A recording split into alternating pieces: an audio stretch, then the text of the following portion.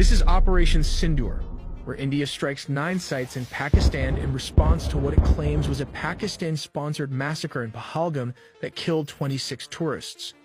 To avenge this incident, India reportedly used a mix of advanced weaponry, including the French-made Scalp missile, also known as Storm Shadow, and the Hammer, a precision-guided free-fall bomb. But here's the twist. Pakistan claims it shot down 5 Indian jets, with more details all in the video ahead.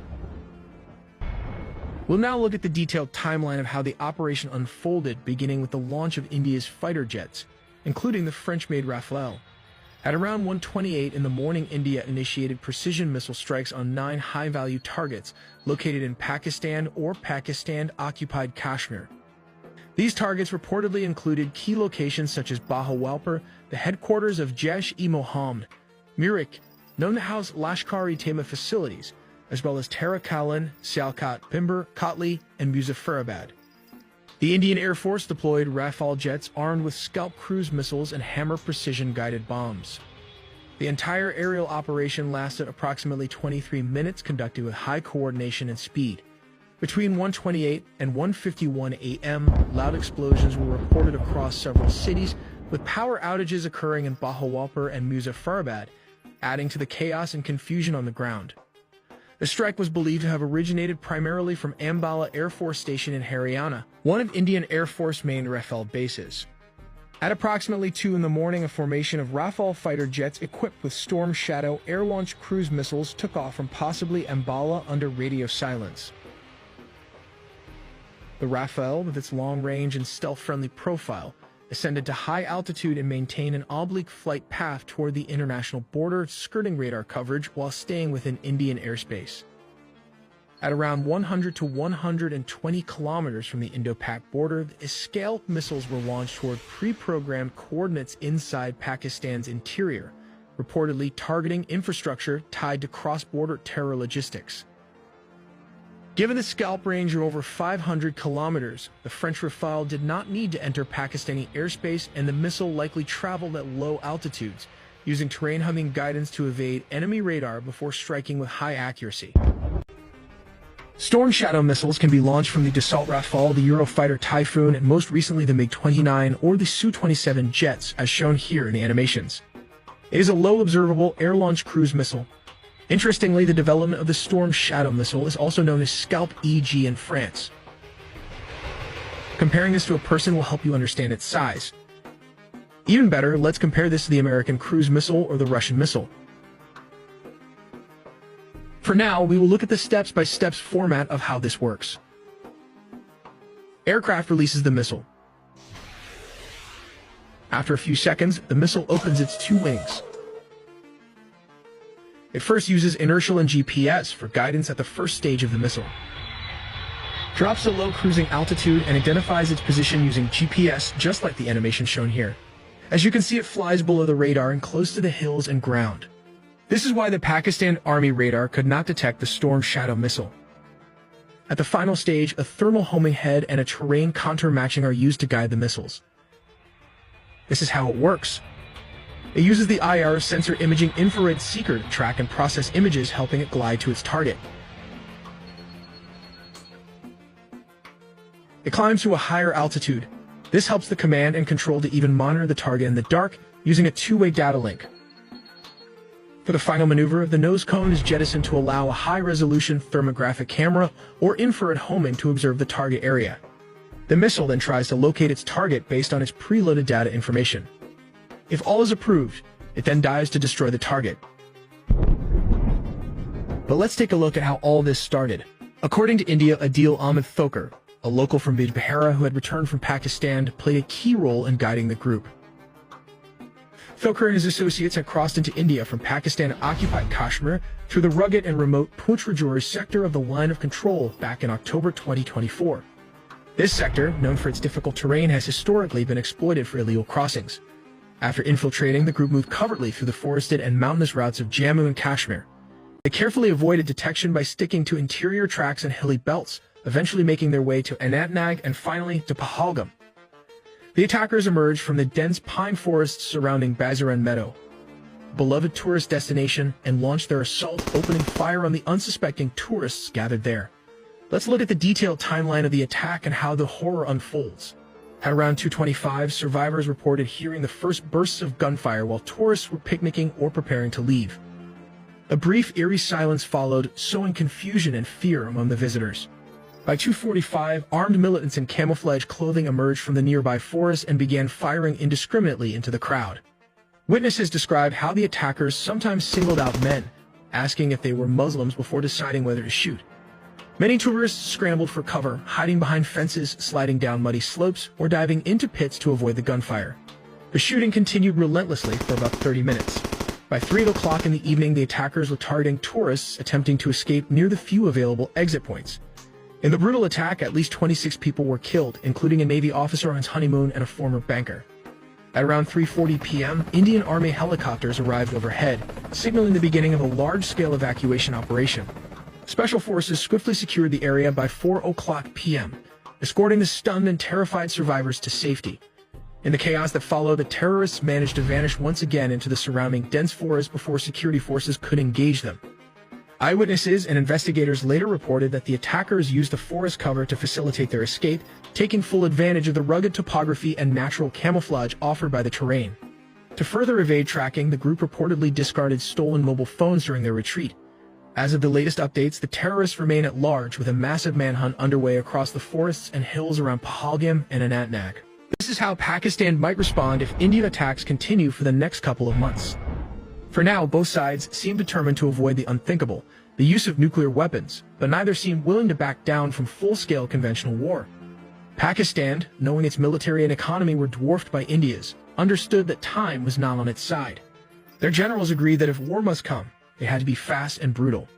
Pakistan's strategy would be simple: strike hard, strike early, seize territory, and force the world to intervene before India could bring its overwhelming strength to bear. They decided to turn India's cold start doctrine, which envisioned lightning-fast thrusts into enemy territory, into a kind of desperate offensive of their own. This is how it will strike. Just a reminder, Pakistan also have American F-16 fighter jets, but they cannot be used against India according to an agreement. So instead they have these Chinese J-17 jets to make the first attack. Before dawn on the first day, Pakistani jet will roar across the border, aiming to cripple India's frontline air bases in Punjab, Rajasthan, and Jammu. Their missiles scream down onto radar stations, command hubs, and airfields, seeking to blind Indian defenses and soften the ground for what would come next. Pakistan will then deploy the main battle tank, the Khalid, along with several support vehicles. They will move from the Lahore-Sialkot corridor, Pakistan's elite armored division's thundered will, into Indian Punjab. Their immediate objective is clear: seize Amritsar and the surrounding districts before India could react. Holding Indian territory would give Pakistan powerful leverage in negotiations later, provided they could hold onto it. At the same time, across the rugged mountains of Kashmir, Pakistani special forces, irregular fighters, and seasoned infiltrators pushed across the line of control. Their mission was even more ambitious: sever the vital Jammu-Srinagar highway and isolate the Kashmir Valley from the rest of India. Farther south, Indian forces surged into Pakistan's Sindh province, racing towards Hyderabad and Karachi, hoping to draw Indian reserves away from the real action. Meanwhile, at sea, Pakistan's Navy knew it was badly outmatched against a massive Indian Navy submarine and carriers. Rather than risking a head-on battle, they sent their submarines into the dark waters of the Arabian Sea to lay deadly minefields near Mumbai and Gujarat's coastline. Their job was not to defeat India's Navy, but to disrupt, delay, and force India to divert precious resources. Now let's look at how India Cold Start military doctrine works. It involves the various branches of India's military conducting offensive operations as part of a unified battle groups. Even as Pakistani tanks crossed the frontier, the Indian Air Force, much larger and more powerful than Pakistan's, was already executing its own battle plan. They had the cutting-edge Rafale fighters alongside the tried and tested MiG-21s and the formidable Sukhoi Su-30. Within minutes, these aircraft would meet Pakistan's advancing armored columns head-on, diving into the battlefield like hawks. Waves of fighter bombers, shielded by electronic jammers and escorted by interceptors, plunged deep into Pakistani airspace. Their targets were carefully chosen: air defense networks, radar stations, and key military hubs in cities like Lahore, Sargodha, and Multan. The mission was brutal in its clarity: paralyze Pakistan's ability to command and control its forces, strip away its defenses, and leave its military exposed to the full fury of India's advancing war machine.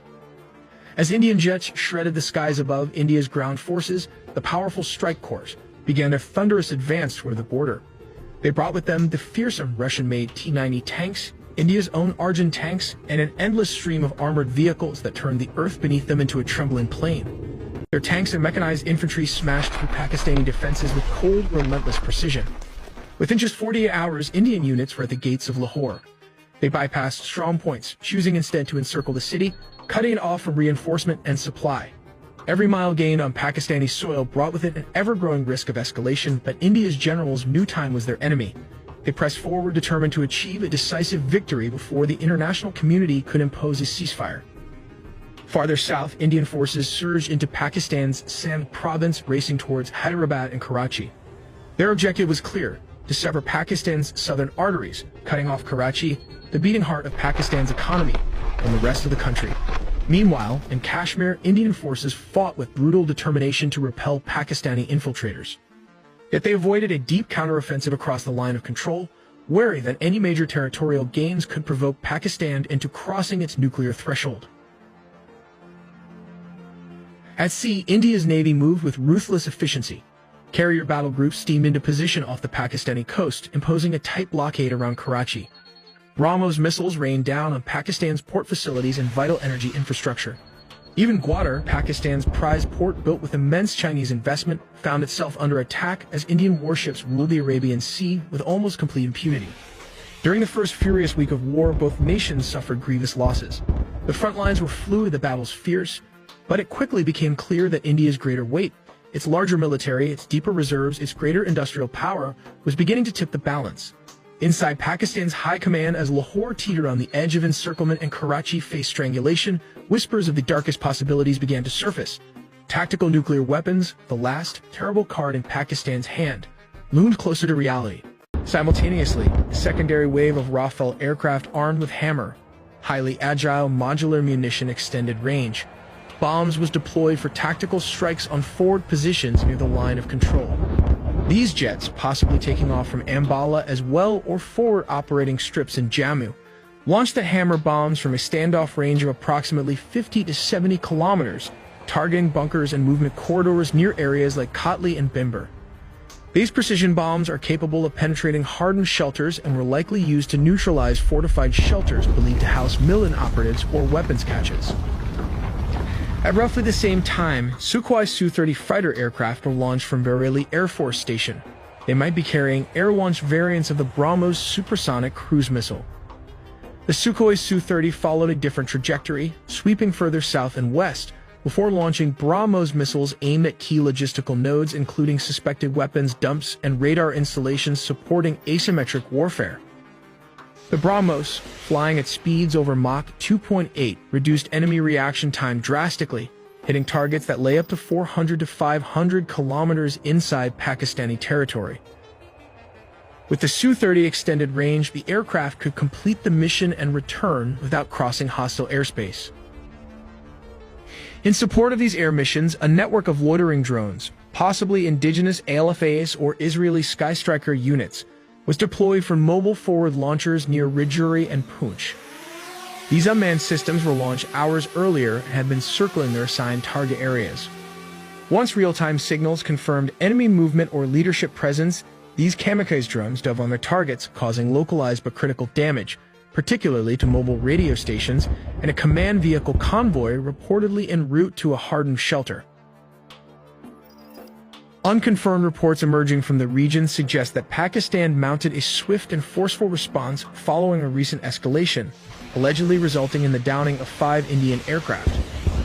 According to statements attributed to Pakistani military officials, the assets targeted included 3 Dassault Rafale fighter jets, a Sukhoi Su-30, a Mikoyan MiG-29, and an Israeli-made Heron drone. But before we move ahead, let's take a look at how this French-made Scalp missile works.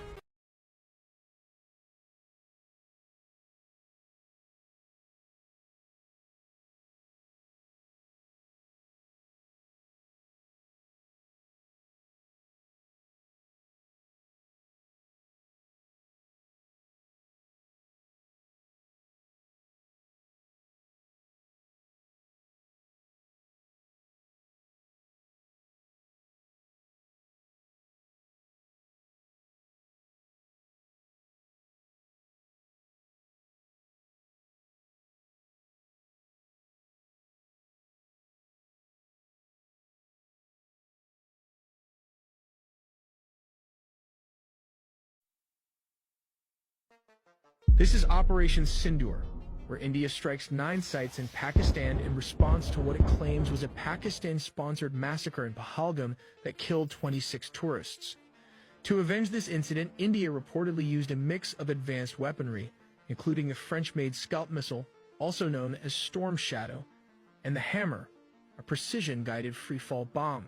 But here's the twist. Pakistan claims it shot down 5 Indian jets, with more details all in the video ahead. We'll now look at the detailed timeline of how the operation unfolded, beginning with the launch of India's fighter jets, including the French-made Rafale. At around 1:28 in the morning, India initiated precision missile strikes on 9 high-value targets located in Pakistan or Pakistan-occupied Kashmir. These targets reportedly included key locations such as Bahawalpur, the headquarters of Jaish-e-Mohammed, Mirik, known to house Lashkar-e-Taiba facilities, as well as Tarakalin, Sialkot, Bimber, Kotli, and Muzaffarabad. The Indian Air Force deployed Rafale jets armed with Scalp cruise missiles and Hammer precision-guided bombs. The entire aerial operation lasted approximately 23 minutes, conducted with high coordination and speed. Between 1:28 and 1:51 a.m., loud explosions were reported across several cities, with power outages occurring in Bahawalpur and Muzaffarabad, adding to the chaos and confusion on the ground. The strike was believed to have originated primarily from Ambala Air Force Station in Haryana, one of Indian Air Force main Rafale bases. At approximately 2 in the morning, a formation of Rafale fighter jets equipped with Storm Shadow air-launched cruise missiles took off from possibly Ambala under radio silence. The Rafale, with its long-range and stealth-friendly profile, ascended to high altitude and maintained an oblique flight path toward the international border, skirting radar coverage while staying within Indian airspace. At around 100 to 120 kilometers from the Indo-Pak border, the Scalp missiles were launched toward pre-programmed coordinates inside Pakistan's interior, reportedly targeting infrastructure tied to cross-border terror logistics. Given the Scalp range of over 500 kilometers, the French Rafale did not need to enter Pakistani airspace, and the missile likely traveled at low altitudes, using terrain humming guidance to evade enemy radar before striking with high accuracy.